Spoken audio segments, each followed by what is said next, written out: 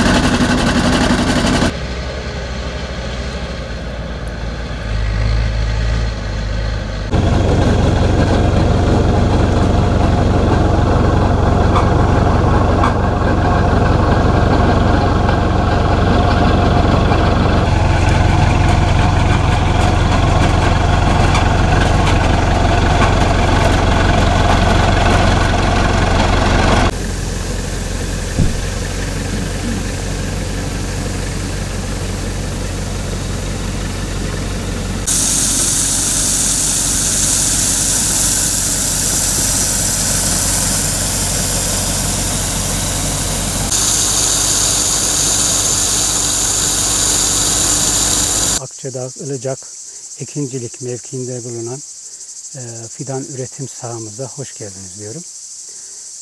Bu fidan üretim sahamız 1 Ocak 2021 tarihi itibariyle belediyemiz tarafından fidan üretim sahası olarak üretime başlangıç yapmıştır. Halihazırda fidanlık kurulumu ile ilgili burada 3 tane sondajımız, 1 tane havuzumuz,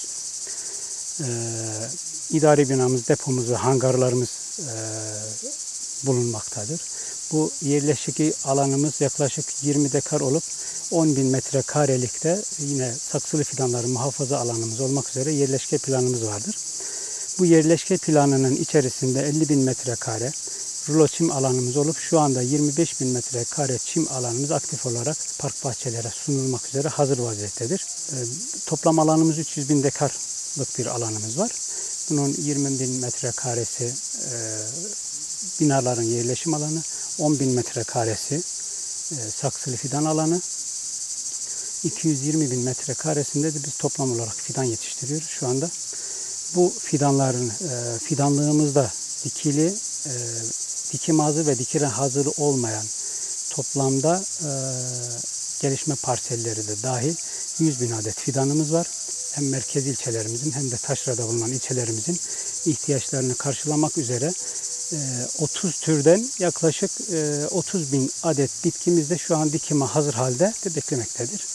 Bunlar da zamanla depremin yaralarını sardıktan sonra hasar gören özellikle büyük parklarımızda, refüjlerde, kavşaklarda kullanılmak üzere hazır halde dikim sezonunu beklemektedir.